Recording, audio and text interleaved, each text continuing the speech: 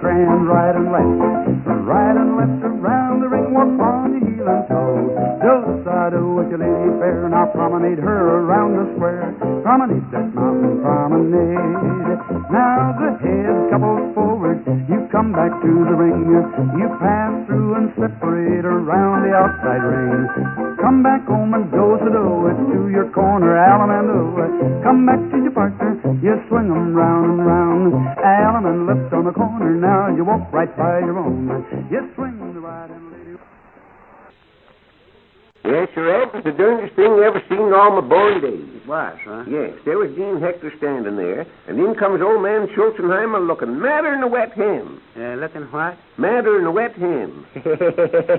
What? That's a good one. New slang word just out. Madder than a wet hen. Yes. Well, sir, the first thing I figured was that he was sore at Hector about something. But that wasn't it at all. It wasn't, huh? No, sir. He wasn't exactly mad, just excited. And what he wanted Hector for was to offer him a reward. A what? A reward, like what you get when you find something.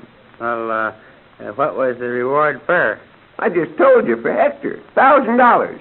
And then I'll be switched if Schulzenheimer didn't haul out his checkbook and give it to him right then and there. Give it to who? Why, to Hector.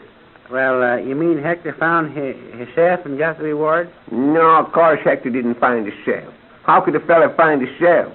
Well, Uncle Jake did once, when he was in the city. Oh, what you talking about? Well, he did. He was lost for a whole half hour. And then after wandering around, he found himself at the depot. Yes, but that ain't and what it's a dad darn good thing he happened to go to the depot, too. Or he might never found himself at all. Yes, but Hector ain't lost. He's standing right here. And then... I don't see him. I mean, he was standing here. And then... Where is he now? Oh, how do I know? How do I know? I don't know where he is. Well, if you don't know where he is, he's lost. Oh, he ain't lost. And anyway, they haven't got nothing to do with it. Schulzenheimer give Hector the money on account of Hector was the one that got Major Barnes arrested. If Hector hadn't tried to pass that $20 bill, nobody'd knowed Major Barnes was a counterfeiter. Yeah, but what did old man Schulzenheimer want the Major arrested for? If they put the Major in jail, Schulzenheimer lose his job being president of the Barnes Fire Escape Company. Yes, but there wasn't really going to be no fire escape company. All that talk of Major Barnes about making fire escapes is just for a stall. What good would a fire escape be for a stall? What? You couldn't learn a horse to climb down one in a million years. Oh, I don't mean a stall for stables. Well, then, what kind of stall do you mean? I mean a stall for barns. You don't mean a stall for stables, but you mean a stall for barns. Yes, certainly. Shucks. You're crazy, Zeb. What? How do you mean? How do you mean I'm crazy? 'Cause a stable and a barn is the same thing. Yes, but I ain't talking about barns. You just said you was. You said I didn't. I'm talking about barns. I said Never mind. I don't want to hear no more of your dad darn tomfoolery. Yes, but conshine it, I don't want to hear it, I tell you. I don't want to hear it. You don't know what you're talking about. Well, I just do know what I'm talking about. I'm talking about Major Barnes. I said that factory for building fire escapes was just a fake. Shucks. I know that right along. Yeah. And the money that Major Barnes gave to Schulzenheimer shows he'd guarantee to buy back the stock if it didn't turn out right was all counterfeit. You can see where Schulzenheimer had been if Major Barnes' scheme had gone through. And so that's why he give Hector the $1,000 for gratitude. What's that? Well, I can't exactly tell you what it is, but I got it in my head. Well, something like dandruff, huh? No, it ain't like dandruff. Gratitude's, it's sort of like, well, listen, I'll show you just what gratitude is. Now, for instance, there's a feller going through the woods, and he come on a lion. I should think he'd found it darn sight handier to come on a horse. Oh, he wasn't riding on the lion. The lion was standing there right square in the feller's path, roaring and its tail switching and... Doing what? Switching. The lion... The feller must have been a dad darn fool to try to switch a lion. The feller wasn't switching the lion. It was the lion's tail that was switching. The lion's tail. Well, it looked like the end of the feller, so he... I reckon you mean it looked like the end of the lion. I don't neither. I mean the end of the feller. Yeah, you're crazy. The lion's tail is the end of the lion. Now, wait a minute. Deb, you're getting all mixed up. It looked like the lion was going to eat the feller right then and there. But instead of that, you know what the lion did? Saved the fella and ate him the next day. No, he didn't. He raised his paw. Raised the feller's paw, huh? Not the feller's paw. How could he raise the feller's paw? The feller didn't have any paw. Oh, the feller was an orphan. Yes, he was an orphan. No, he wasn't an orphan. I mean, the lion lifted up his foot, and there was a big thorn in it, and the feller took it out. And after that, the feller and the lion laid down together and went to sleep. The feller and the lion laid down together. Yes, they did. I bet the lion was the only one that got up. No, sir, the next morning they both got up, and the lion went his way and the feller his'n. Well, sir, about a year later, this same feller was going through the woods, and he run on to another lion. Certainly was a great feller for running on the lions, wasn't he? Yes, but the feller didn't exactly know about the lion because he was asleep, and the lion sort of come up stealing unaware, you see. Huh, that's a fine trick. Wait till the feller's asleep and then steal his underwear. Oh, I don't mean that. I mean he didn't know it. Didn't know it was the feller's underwear? The feller didn't know the lion was there. That is, till the lion was right up on him, breathing in his face. Yeah, breathing in his face, huh? Yes, sir. Well, when the lion blowed his breath in the feller's face, the feller woke up.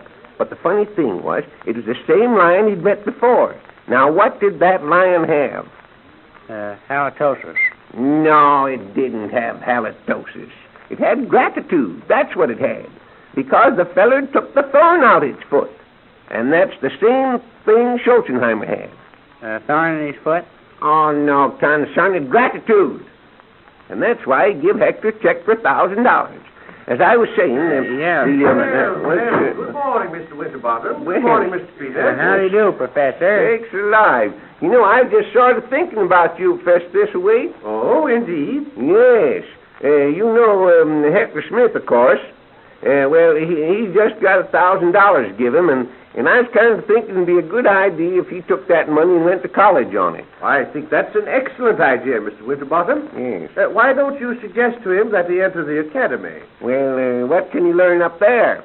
Well, we teach all of the academic subjects: literature, mathematics, history, science. Yeah, but I don't believe in them. Don't believe in what? Science. No, not science. Science. For example, there's chemistry. Suppose, Mr. Peters, you should take oxygen and hydrogen in combination. What would you get? I'd get arrested. No, you wouldn't. You'd... I would if they didn't belong to me. Oh, but this is simply a hypothetical case. Now take hydrogen and oxygen. Well, how much a case does that stuff cost, Festus? Wait, I don't figure we can afford a whole case. Oh, but... Yeah, we better just try a couple bottles for the first. Yes, No. Hydrogen and oxygen. They are two gases. Now, you bring them into combination, mix them, as it were, and what, you get water. Yes, but, Professor, we can get all the water we want right out of the tap here. I mean, you simply do this as an experiment. For what you get out of it. Shucks.